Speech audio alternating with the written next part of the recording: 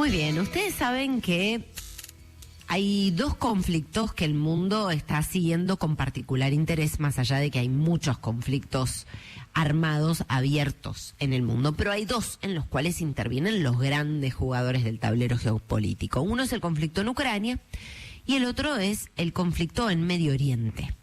La guerra que todavía continúa en Gaza entre Israel y el grupo terrorista Hamás. Con respecto al conflicto en Ucrania, se ha sumado en estos días y en este cierre de semana una novedad, que es que Marco Rubio, el secretario de Estado, el equivalente al canciller de Estados Unidos, advirtió que Estados Unidos podría retirarse del proceso de tregua en Ucrania si no hay avances entre Kiev y Moscú, digamos, si no hay avances en el diálogo entre Rusia y Ucrania. Obviamente un diálogo mediado, nunca es directo. Estamos llegando a un punto en el que tenemos que decidir si esto es siquiera posible. Queremos saber si esto es viable en las próximas semanas o si tenemos que pasar a otra fase, dice el secretario de Estado de los Estados Unidos. Es decir, Ucrania sin paz, un conflicto que está muy lejos de la resolución, una población civil que sufre cada vez más. Cambiamos de foco, nos movemos hacia Medio Oriente, pero no voy a ser yo quien les diga cómo está ese conflicto, porque tenemos al propio Sergio Supo, a nuestro querido director, en Israel, en un contexto en el cual jamás la organización terrorista ha rechazado una propuesta de tregua elevada por Israel. Sergio, ¿cómo estás? Muy buen día, ya prácticamente mediodía, entrada a la tarde para vos. ¿Cómo estás? Hola, Caro, ¿cómo te va? Muy buenos días para ustedes. Para mí ya buenas tardes. Es las 13:07 aquí en Tel Aviv, donde me encuentro, con 25 grados de temperatura. Mucha gente en la playa. Este sábado, como todos los sábados en Israel, es el equivalente a nuestro domingo, con un añadido especial. Está terminando esta noche aquí la Pascua judía, con lo cual ha sido una semana de vacaciones para mucha gente y de fiestas por la noche, de manera que también tiene ese condimento especial. Efectivamente, este es un país que sigue en guerra, que mantiene sus ataques sobre Gaza, en la zona de Gaza, contra Hamás. En las últimas 48 horas, según fuentes palestinas, ha habido más de 60 muertos, entre 57 y 70 muertos, según estimaciones distintas, en dos bloques de ataques que hubo bombardeos israelíes en zonas gazatíes, una en el norte y otra en la propia ciudad de Gaza. Hay que decir que cuando uno llega aquí, lo primero que ve, Caro, y esto es bastante omnipresente, seguramente vos lo pudiste comprobar también el año pasado cuando estuviste por aquí, es ¿sí? La imagen de los rehenes. O sea, la imagen de los rehenes está en todas partes. Y el símbolo, la cinta amarilla roja, está prendida en el pecho de la gran mayoría de las personas que la lleva como un símbolo de reclamo y de pedido.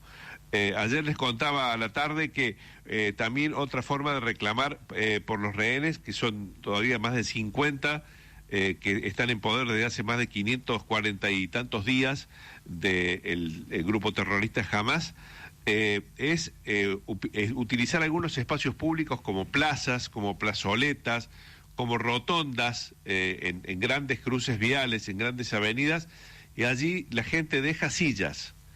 Y junto a la silla deja una imagen, la foto de un rehén que todavía permanece en esa condición. Es una forma de decir que esa silla está todavía vacía y que espera por la persona que está detenida, retenida, que ha sido capturada, secuestrada y permanece como rehén. Eso es lo más visible en las zonas urbanas. Por lo demás, si uno llega aquí y es una persona completamente desinformada, no va a encontrar ningún rasgo de guerra en Israel. Ese es una característica fundamental, no es una novedad lo que estoy diciendo, es una característica que se ha mantenido durante mucho tiempo y aún a lo largo de las muchas guerras por las que Israel ha atravesado contra el terrorismo palestino y contra países vecinos en los últimos 60 años. En ese sentido hay que decir que la vida permanece, te diría, casi en términos normales. Miles y miles de turistas y personas en la playa en este momento en Tel Aviv, donde estoy, una vida completamente normal, aparentemente normal. Claro, apenas uno empieza a conversar con las personas que viven en Israel, la guerra y sus consecuencias aparecen. Por ejemplo, el jueves visité un kibutz que está muy cerca de Beersheba. Beersheba es una ciudad que está a unos 100 kilómetros de aquí hacia el sur, a unos 45 kilómetros de la frontera con Gaza, y en ese kibutz, Oscar Lutenberg, un argentino, un cordobés que trabaja ahí, vive ahí desde hace más de 45 años, me contaba que cuando fue la crisis de los rehenes, un kibutz que está a solo 15 kilómetros del kibutz en el que él vive, en las afueras de Beersheba, fue uno de los lugares atacados. Allí hubo decenas de muertos.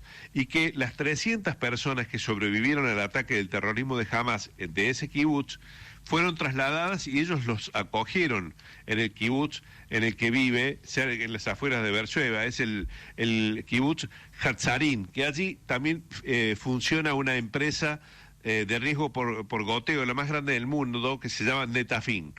La cuestión es que de esos 300, ya solo quedan unas 50 personas que decidieron no volver al kibutz original porque están aterrados y no quieren volver a estar tan cerca de la frontera con Gaza. La convivencia con esas personas traumatizadas por el ataque sorpresivo del 7 de octubre del 2023 perdura en ellos y es muy difícil borrarles de la memoria esa situación. En Israel, el 10% de toda la población tiene estrés postraumático bélico. Esto es, o porque han combatido una guerra o porque han sufrido sus consecuencias. Una de cada 10 personas, uno de cada 11, casi 11 millones de israelíes que viven aquí en este lugar del mundo. Esas son las huellas visibles de un país que ha vivido en guerra durante mucho tiempo, enfrentando a distintos enemigos a lo largo del tiempo. La guerra se ha, no voy a decir naturalizado, pero está o forma parte de la vida personal de las personas, aunque en lo exterior, en las grandes ciudades como esta, Tel Aviv, como Jerusalén, el curso de los acontecimientos de la vida cotidiana se mantenga como si nada hubiese pasado. A poco que uno mira un poquito con más detenimiento, habla un poco más con las personas, encuentra datos como los que te acabo de decir. Sí, por supuesto, es como una suerte de procesión eterna y transgeneracional que va por dentro, ¿no? Y digo transgeneracional porque son padres que han peleado en guerras, hijos que ahora están en algún frente de batalla o en la incursión terrestre de Israel en Gaza. Ahora, quiero preguntarte por las novedades recientes. Y me parece importante marcarlo en este contexto en el que los dos grandes conflictos, como contaba en la presentación, están en un momento, te diría, de estancamiento y a las puertas de agravarse, ¿no? En el caso de el conflicto entre Israel y Hamás ha rechazado la propuesta de tregua de Israel, ¿no? Bueno, sí, hay una negociación que nunca se reconoce abiertamente, pero hay una negociación que en su última versión, en su última etapa, hace muy pocos días, es lo que acabas de contar. Efectivamente, fracasaron los últimos intentos de recuperar algo así como 53 o 54 rehenes que todavía permanecen en manos de Hamás. Se teme, de acuerdo a las fuerzas de inteligencia israelíes, que una buena parte de esos rehenes han sido ya asesinados, están muertos. Igualmente, obviamente Israel reclama la restitución de esos cuerpos y reclama obviamente la restitución de la totalidad de los rehenes. Esas negociaciones siguen, se mantienen, a veces en por lo menos dos países, en Egipto o en alguno de los Emiratos, que eventualmente sirven de sede para esas conversaciones que son absolutamente secretas y a veces no trascienden, la mayoría no trascienden. En este último caso, lo que vos decís, el fracaso de la negociación, lo hizo trascender Hamás, que habían fracasado las negociaciones. Mientras tanto, Israel sigue su proceso de ataque sobre Gaza, ha dividido su territorio, ha generado un corredor que llega al mar, que ha separado, una malla de seguridad que ha separado por lo menos en dos pedazos a Gaza. Esto es lo que se está planteando ahora mientras continúan los ataques, algunos que afectan a la población civil de Gaza naturalmente. Lo que se está terminando de modelar, para decirlo de alguna forma, es la fuerza de intervención que Israel va a tener sobre ese territorio. De la misma manera que en Cisjordania Israel tiene ya, por ejemplo, rutas, autopistas que cruzan Cisjordania y comunican las ciudades israelíes que están puestas dentro de Cisjordania, y Cisjordania es la otra parte de Palestina. Palestina es un territorio que tiene, una autoridad que tiene dos territorios, Gaza y Cisjordania, que están separados entre sí. Pero a su vez, como vos habrás visto aquí también, Cisjordania también está intervenida en cuanto a la seguridad por parte de Israel. Hay lugares, autopistas, que comunican pueblos israelíes que también conectan con pueblos palestinos, pero que ahora aparecen completamente vallados en cuanto a los accesos. O sea, ni los israelíes pueden entrar a los pueblos palestinos desde esas autopistas, ni los palestinos pueden salir o utilizar las autopistas en esa zona. Aunque en el viaje que hicimos a Beersheba por una de esas autopistas, pudimos ver si autos con patente palestina, incluso hay estaciones de servicio, algunas palestinas donde la nafta es más barata y pueden parar autos israelíes, y estaciones de servicio israelíes donde la nafta es un poco más cara. Son detalles de una vida cotidiana que parece normal, pero que no es para nada normal. En Gaza todavía no termina de completarse el ataque, con una cuantiosa, un costo humanitario elevadísimo, y con la todavía supervivencia de Hamás como agente de poder dentro de los palestinos. A esto hay que agregar, claro, como vos bien sabes, que han empezado a surgir dentro de Palestina, dentro de Gaza, manifestaciones en contra de Hamás, de palestinos que rechazan la hegemonía que Hamás ha establecido en Gaza, y que es lo que impide también encontrar una salida y una nueva representación, no vamos a decir política, pero sí política, una nueva representación de palestinos que están sometidos al régimen terrorista del propio Hamás.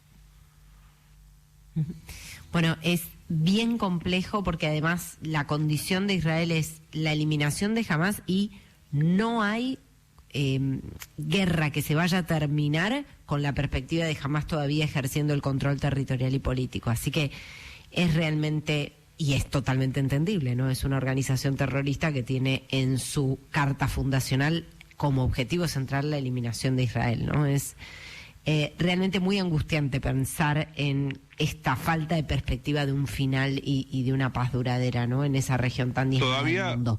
Sergio, sí. No, simplemente te decía que en mi caso todavía no he estado en contacto directo con lugares en los que ha ocurrido efectivamente la guerra o los ataques. En este programa de actividades que nos planteó la NIBRIT, que va a empezar esta tarde. Sí. Yo llegué un par de días antes, por eso estoy pudiendo contar estos datos que he ido recogiendo en estos últimos dos días y medio. Pero recién esta tarde, mañana, vamos a ir al norte, a la zona donde atacó Hezbollah desde el Líbano, a algunos pueblos, y después vamos a ir al sur, donde hubo poblaciones atacadas por Hamás el 7 de octubre.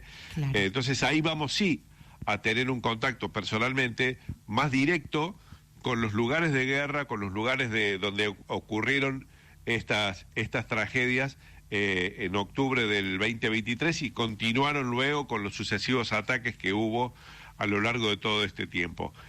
Claro, bien lo planteás, es un conflicto muy extendido, muy largo, muy complejo de resolver, que se libra en un espacio territorial muy chico, en un lugar en la que las distancias se cuentan más que por kilómetros, te diría por metros. Y esto habla de la convivencia de dos enemigos, de dos rivales a muerte desde hace mucho tiempo.